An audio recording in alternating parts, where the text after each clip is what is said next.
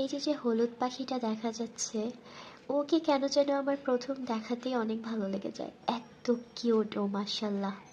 ওর নামও ঠিক করে ফেলেছি, ওর নাম রাখবো পিকু। পিকু। অ্যান্ড ওটা হচ্ছে ওর হাজবেন্ড। ওর হাজবেন্ডটাও মাশাল্লাহ অনেক কিউট। এই পাখিদের হচ্ছে নাকের মাথার কালার দেখে আর কি বোঝা যায় যে মেল না ফিমেল। তো আমি যার থেকে নিলাম উনি বললেন যে যে পাখিগুলোর নাকের ওপরটা পিঙ্ক কালার, একটু পিঙ্কিশ, ওরা হচ্ছে মেল, আর যাদের হচ্ছে একটু হোয়াইট ওরা হচ্ছে ফিমেল। পাখি কিন্তু অনেক সুন্দর, তাই না? কি মিষ্টি দেখতে। হাজবেন্ডটাও মাশাল্লাহ অনেক সুন্দর, কিন্তু বাসায় আসার পর একটা জিনিস খেয়াল করছি, দুটোর মধ্যে কোনো আলাপ আলোচনা কিছুই হচ্ছে না।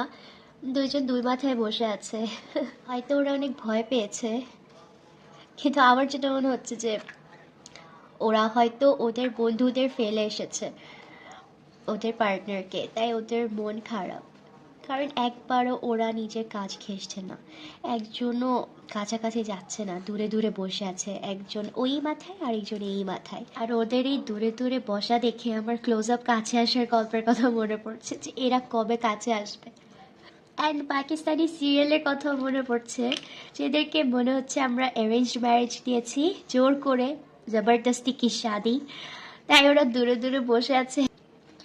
এখন দেখা যাক এই অ্যারেঞ্জড ম্যারেজ কিভাবে লাভ ম্যারেজে পরিণত হয়। আমরা লাইভ ড্রামা দেখব, চিকু পিকু কবে এক হবে, কবে কবে কবে। ভালোই হলো আর কি, একটা ড্রামা দেখা যাবে। আস্তে আস্তে ভালোবাসা কিভাবে তৈরি হয় তাদের মধ্যে। তো চিকু পিকুর লাভ স্টোরি দেখার জন্য আমি তো অধীর আগ্রহে অপেক্ষা করছি, আপনারাও করবেন তো? দেখা যাক ওদের লাভ স্টোরি ক্রিয়েট হয়ও কি না, নাকি এরা মারামারি করবে।